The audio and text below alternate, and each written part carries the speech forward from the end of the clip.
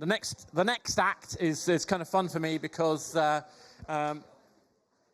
essentially with my history as being the kind of original evangelist for Unity ads, having somebody from Unity ads coming up and talking about rewarded ads is always going to be something I'm going to enjoy and not at all scrutinize. No, it should be fun. Basically, we've got Danny Cormack from Unity who's going to talk about rewarded ads, unlocking accelerated game growth with rewarded user experiences. Danny. Good morning, guys. My name is Danny. I lead business development for Unity, covering our various user acquisition and monetization solutions throughout Europe. It's a pleasure to be speaking today. I'm going to be talking about the topic of the growth in rewarded UA channels, something that no doubt over the last kind of day and a half you've heard a few things about. I'll be taking a kind of particular look at Unity's offering in the space. And I think first and foremost, we can all agree that the rewarded UA space is booming. No more is that reflected than in the number of sponsors that are here at PGC, the app downloads, the new networks and distribution channels that are appearing over the last 18 months to 2 years. And we're certainly seeing it reflected in our offering. Here's a quick look at app downloads for the 12 months, July 23 to July 24. Trajectory is really clear, nudging almost 10 million installs for the most installed rewards-based app in July 2024. Before going on to talk a bit more about the growth in rewarded UA channels, we'll take a quick look at kind of why this proliferation of these new channels may have happened, what's caused the growth. And to a certain extent, it's one of performance challenges in traditional UA channels, in-app video, social networks, and so on and so forth. With macroeconomic changes taking us into recession, obviously we're a long way post-COVID now, but it would be remiss of me not to put COVID somewhere on one of my slides that I present this year. Ultimately, that's resulted in lower eCPMs, a general slowdown, and made it far more difficult for marketers and UA managers to access the high-quality users they did at the price point they did previously. Obviously, we're taking kind of medium-paced march towards a more privacy-centric environment as well, with Scan, impending sandbox, which Adam in the previous session is far better to talk about than myself. But ultimately, that's made us much less efficient from a UA buy perspective. Despite that, and perhaps because of it, users still want more. Apps and games are first and foremost a form of entertainment, but users want to be rewarded for the time they spend in-app for the actions they're undertaking. And how are Unity addressing this? How are we providing a rewarded distribution channel for our partners? We feel we have the perfect solution in Tapjoy. Obviously, Tapjoy has been around for some time. I'm sure most of you are familiar with it. Acquired a few years ago by ironSource, and in turn acquired by Unity a couple of years ago. Tapjoy, by design, allows you to acquire high-quality users at scale. For those of you who aren't familiar with OfferWall, essentially it's a marketplace through which users can complete offers. In return for said offers, they receive rewards in the form of in-app currency aligned with the action or time they've taken. And you'll see all different types of campaigns from different types of advertisers driving deep engagements as well as kind of lower-end funnel engagements, micro transactions. So why have rewarded UA channels grown so much? Why are we seeing so much more engagement with Tapjoy OfferWall over the last kind of 18 months or so? There's a few reasons. Tapjoy is a channel bought on the cost per engagement basis. So in doing that, you mitigate some of the risks inherent in CPI channels, whereby there can be a lot of data gathering before you can optimize. You have to see lots of post-install events. So we're mitigating some of that risk. High-value users, as an advertiser, you understand your LTV curve, your LTV prediction, how your users behave, and buying on a cost per engagement allows you to take the user to a point in your funnel where there is value. Brad, in the previous session, actually made a really good point around the LTV curve being slightly different for users acquired through rewarded channels, but that's something that your rewarded partner should and can be helping you plot. Thirdly, at scale, because of some of the reasons I mentioned earlier around macroeconomic downturn, lower ECPMs in rewarded video and some of the other channels, supply partners, games monetized with ads, are looking for incremental revenue, new ad units. So we are seeing more and more different genres of apps, different publishers who previously would have been adverse to Offerwall, integrating the ad unit, which results in more inventory for you as UA guys to buy.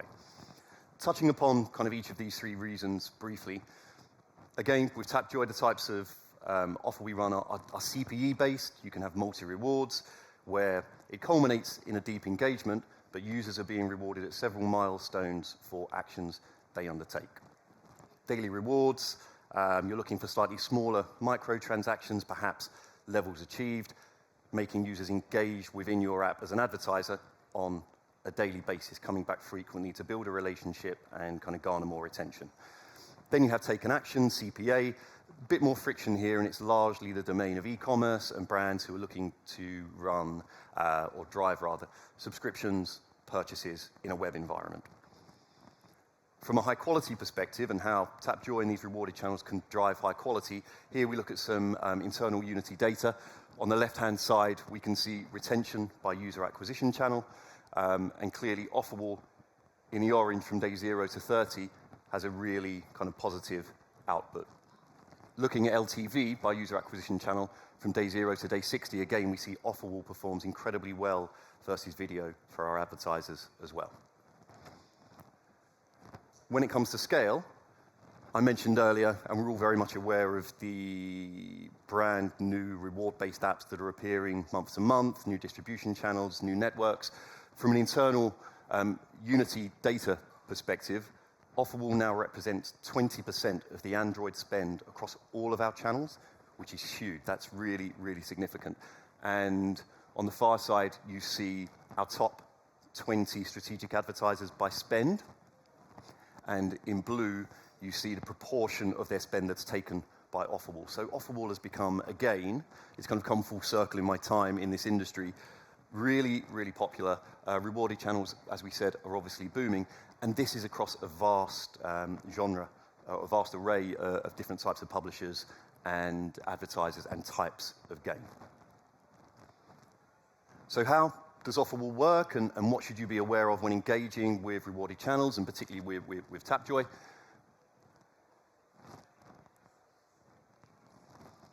I think before kind of digging into that, we can take a look at where Offerwall sits in terms of the monetization stack. For us, it sits somewhere between the traditional in-app ad units and in-app purchase and subscription. So it acts as kind of a bridge between those users willing to engage with rewarded ads and those who undertake in-app purchase. And it's a natural extension of the in-game economy. And it's so effective because of the value exchange, which again was mentioned at length in the previous panel.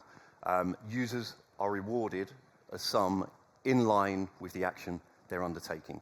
So a small action within the advertiser's app, complete a few levels, redeems a small amount of in-app currency. Naturally, if you're taking them to a deeper engagement, there's a bit more friction, and you'll be paying a higher cost per engagement rate. And I'll go on to kind of discuss that briefly now, looking at the economics of an Offerwall. First time I saw this, it kind of blew my mind slightly because it's a slightly odd graph, so I'll do my very best to explain it.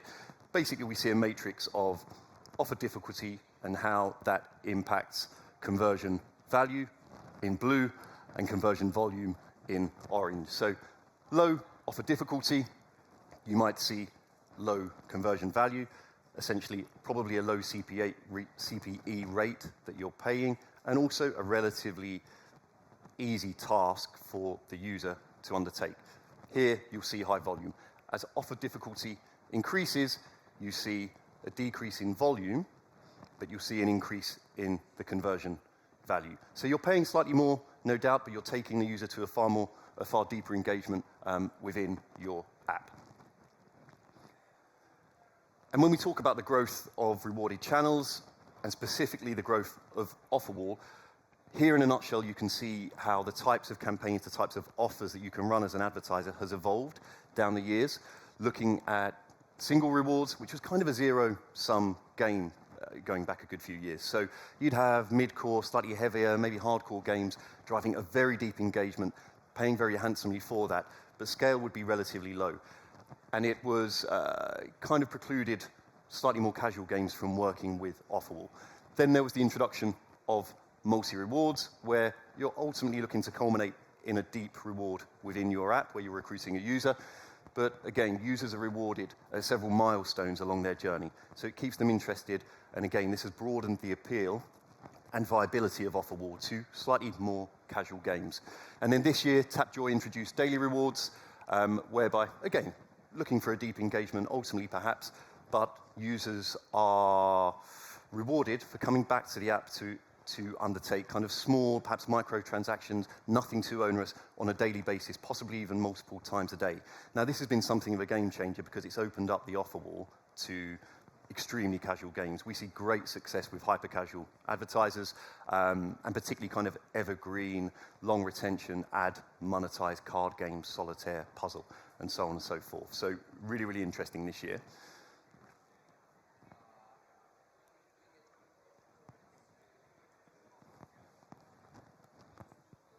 There we go.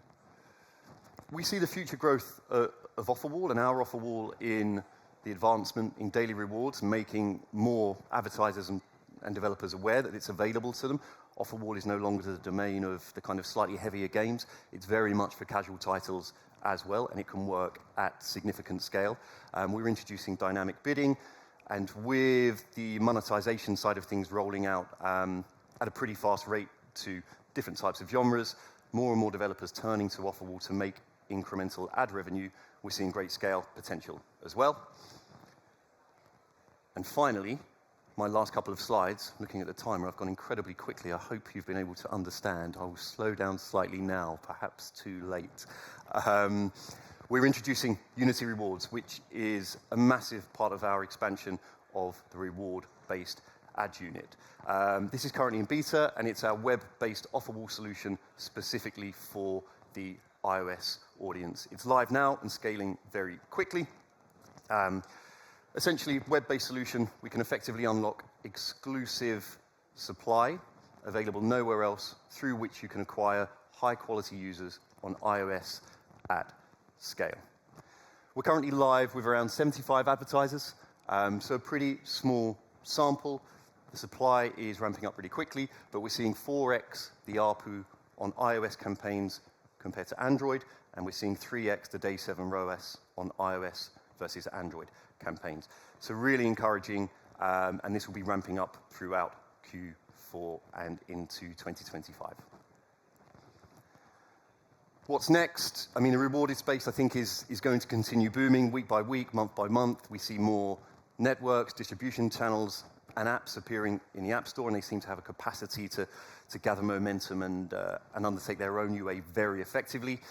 For Tapjoy, it's about dynamic bidding, so enabling target ROAS campaigns for our advertisers, very much in the same way that you're able to on Unity and ironSource video networks, and also the introduction of a far more robust self-service platform, which enables you to get in there, test the channel with our support, and be far more independent.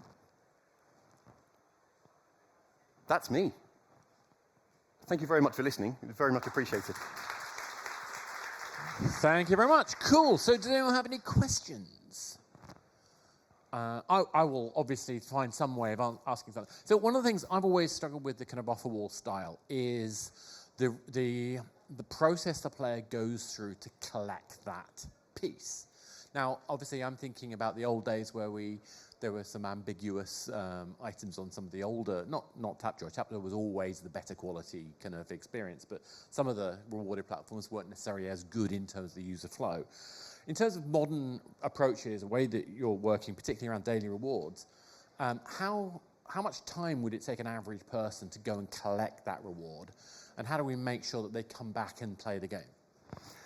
It's a good question. The answer is it really varies. It really varies. So at the hyper-casual end of things, it can be incredibly quick. Yeah. A few minutes. It's 4 or 5 levels, up to maybe 15 levels per day over a period of time.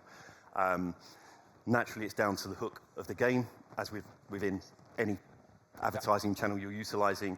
But I think all developers, particularly the guys at the slightly more casual end of things, the high retention card games, puzzles, and so on. They're super smart at bringing in hooks for users. So it's getting users to those early stage hooks as quickly as possible.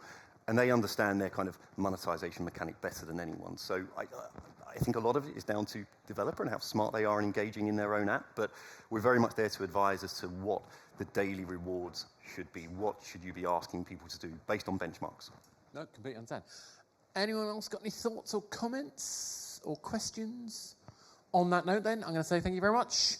And thank you all.